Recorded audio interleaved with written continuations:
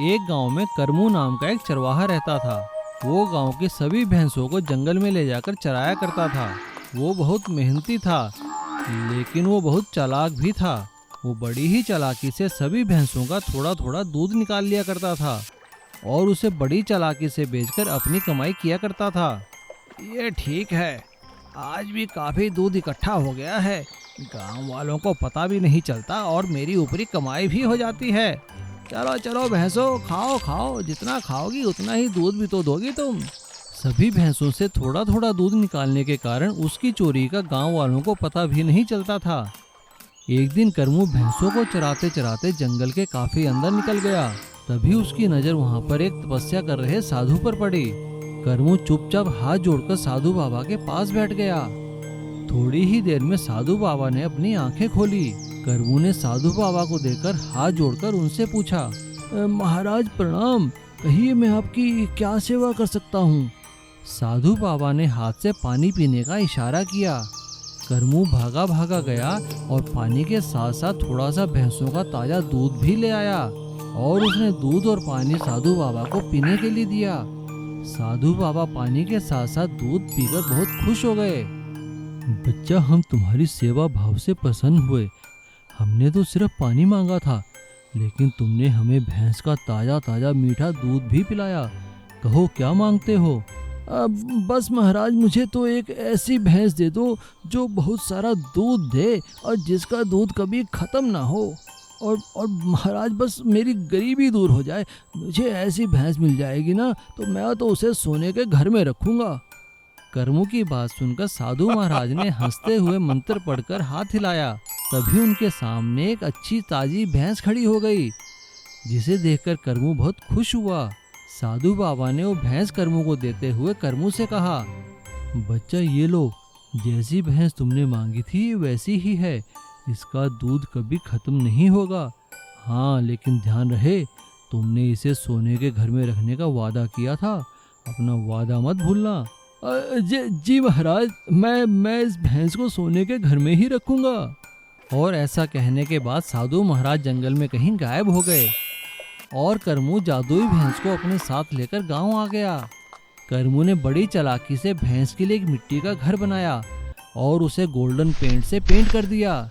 दिखने में वो बिल्कुल सोने के घर जैसा दिखने लगा। अगले दिन सुबह करमू देखकर हैरान हो गया। उसकी जादुई भैंस ने काफी सारा दूध दिया था। करमू ने सारा दूध ले जाकर गांव और शहर में बेचा। उससे उसकी काफी अच्छी कमाई होने लगी। तभी अचानक एक दिन भैंस ने दूध देना बंद कर दिया। ये देखकर करमू को बहुत गुस्सा आया और वो डंडा लेकर भैंस के पास गया। करमू ने जैसे ही भैंस को मारने के लिए डंडा उठाया, तभी भैंस बोल पड़ी, अरे करमू, मैं असली और नकली सोने का भेद जानती हूँ। तुम मुझे इस तरह मूर्ख नहीं बना सकते। तुम अपना वादा पूरा करो और मैं अपना वादा पूरा करूँगी। अब करमू को अपनी गलती का एहसास हो चुका था।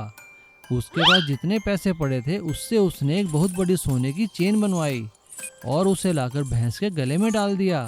भैंस ने अगले दिन से फिर से दूध देना शुरू किया और करमू ने भी अपना वादा पूरा किया। अब करमू भी खुश और भैंस भी खुश।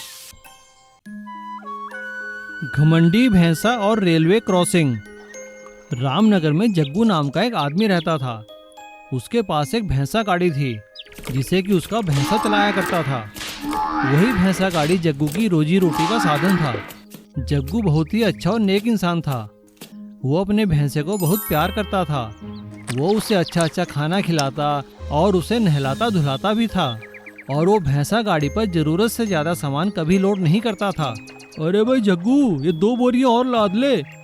अरे नहीं सेठ जी, मुझे पता है ना मेरा भैंसा कितना खींच सकता है। ये 2 बोरियां मैं बाद में ले जाऊंगा। आप पैसे बेशक ज्यादा मत देना। ठीक है भाई, तेरी मर्जी, तूने सामान ले जाना है। जग्गू के इस लाड प्यार से जग्गू का भैंसा बहुत बिगड़ चुका था और वो पूरे गांव में बड़ा इतराता हुआ घूमता था। जग्गू के शहर से दूसरे शहर जाने के लिए बीच में रेलवे लाइन पार करके जाना पड़ता था, जहां पर बिना फाटक का रेलवे क्रॉसिंग था। जब भी जग्गू वहां से अपनी भैंसा गाड़ी लेकर पहुंचता तो वो बड़े आराम से वहां रुक कर जाता था कि कहीं को ट्रेन तो नहीं आ रही। रेलवे क्रॉसिंग आते ही जग्गू अपने भैंसे से कहा करता था, अरे अरे अरे बेटा, रुक जा, आराम से देख, रेलवे क्रॉसिंग आ गया है। थोड़ी देर खड़ा हो जा, इधर उधर देखते हैं कहीं रेल तो नहीं आ रही। जग्गू की ये बात उसके भैंसे को अच्छी नहीं लगती थी। वो सोचता था कि न जाने ये कौन सी गाड़ी है जो मुझसे भी आगे निकल जाती है। इस बात का उसे बहुत गुस्सा आता था। ये मालिक अपने आप को समझता क्या है?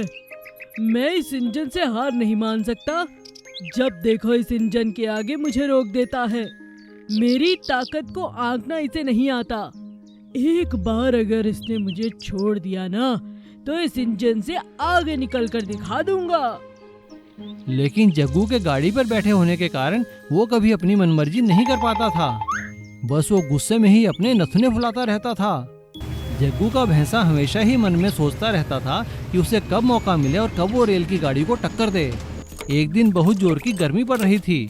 जग्गू ने अपनी भैंसा गाड़ी को रेलवे क्रॉसिंग पर लाकर रोक दिया और भैंसे से कहा, बेटा देख, यहाँ आराम से खड़े रहना, मैं तेरे लिए और अपने लिए पानी लेकर आता हूँ। यहाँ से हिलना मत, रेल आने वाली है। जग्गू अपने भैंसे से ऐसा कहकर बगल से पानी लाने चला गया। जग्गू को गाड़ी से उतरता देख भैंसा बहुत खुश हुआ। बहुत बढ़िया मौका हाथ आया है आज। इस इंजन को तो आज मैं बता कर रहूंगा कि मैं कितना ताकतवर हूँ। तभी एक तरफ से रेलगाड़ी हॉर्न बजाती हुई आई। जैसे ही रेलगाड़ी क्रॉसिंग के पास पहुंची, वैसे ही भैंसा आगे बढ़ा और उसने रेलगाड़ी को टक्कर मारकर हराने के लिए सोचा। लेकिन रेलगाड़ी तो भला रेलगाड़ी ही ठहरी।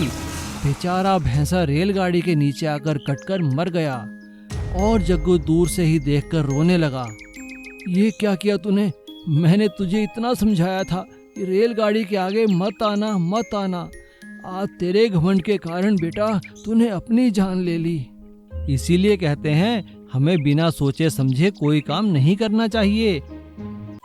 चंदा की एक बहुत ही अच्छी आदत थी। वो जहाँ से पानी भरती थी उसके आसपास के बड़े बड़े पेड़ पौधों पर पहले पानी डालती, उसके बाद अपनी मटकी लेकर घर जाती। ये उसकी रोज की दिनचर्या का काम था। आसपास के बड़े बड़े वृक्ष हमेशा उसका इंतजार करते। चंदा आती ही होगी, आज बहुत प्यास लगी है, जल्दी आ जाए तो मजा आ जाए। हाँ भाई, तुम ठीक कहते हो। ये लड़की पूरे गांव में सबसे अच्छी है। हमेशा हर रोज हमें आकर यहाँ पर पानी देती है। कितने दिन हुए बरसात भी नहीं हुई। अगर चंदा ना होती तो हम सूख जाते। ठीक कहा तुमने। सभी पेड़ चंदा का इंतजार करते हैं। चंदा को देखकर हर पेड़ खुश हो जाता है। आ गई मैं। आज जरा खाना बनाने में देरी हो गई, इसीलिए अभी तुम सबको जल्दी से पानी दे देती हूँ। अरे अरे, बहुत गर्मी है। चंदा नदी से पानी भरती है और एक एक घड़ा हर पेड़ पर डाल देती है। हर पेड़ लहराने लगता है, खुशी से झूमने लगता है। अरे अरे अरे, देखो कैसे लहरा रहे हो। तुम्हारी तो खुशी का ठिकाना नहीं आम पेड़। हो, क्यों ना हो, इतनी प्यास लगी थी और तुम आ गई। एक बहुत ही प्यार भरा रिश्ता चंदा का पेड़ों के साथ बन गया था। कुछ ही दिनों में चंदा की शादी तय हो जाती है। एक दिन वो आम के पेड़ के नीचे बैठकर फूट फूट कर रोने लगी। चंदा, तुम रोती क्यों हो? बात क्या है? चंदा सारी बात पेड़ों को बताती है। अब वो पेड़ों की भाषा समझती थी, क्योंकि वो उनसे रोज मिलती थी। मैं चली जाऊंगी। बाबूजी ने मेरे दूसरे गांव में शादी तय कर दी है। तुम सबकी बहुत याद आएगी। कौन तुम्हें पानी देगा? मुझे बहुत दुख हो रहा है और पिताजी के पास शादी के लिए पैसे भी नहीं है। वो हमारी दोनों बकरियां और गाय को बेच रहे हैं। उन पर इतना बोझ आ गया, मुझे बिल्कुल अच्छा नहीं लग रहा। चंदा की बातें सुनकर आम का पेड़ और बाकी पेड़ फूट फूट कर रोने लगते हैं। तभी आम का पेड़ कहता है, चंदा ने इतने सालों तक हमारी सेवा की है, हमारा भी तो कोई फर्ज बनता है। भगवान ने हमें इस धरती पर भेजा है तो कोई ना कोई पानी पिला ही देगा। आम के पेड़ को वरदान था कि कि वो जब चाहता अपने आम को सोने का करके किसी को भी भेंट कर सकता था। जहाँ पर चंदा रो रही थी, उसकी झोली में आम का पेड़ सोने के आम डाल देता है। चंदा हैरान रह जाती है। अरे, सोने के आम ये कहाँ से आए? आम के पेड़, क्या ये तुमने मुझे दिए हैं? हाँ, ये मेरी तरफ से तुम्हारे लिए शादी का तोहफा। इसे ले जाओ और अपने पिताजी को दे दो। किसी भी पालतू जानवर को बेचने की जरूरत नहीं। और हमारा क्या है, तुम अपनी सहेली गोपी को कहना, वो हमें पानी दे दिया करेगी। चंदा बहुत खुश हो जाती है।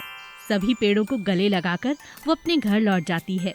कुछ ही दिनों में चंदा की से शादी हो जाती है और फिर उसकी सहेली गोपी रोज आकर पेड़ों को पानी देती है।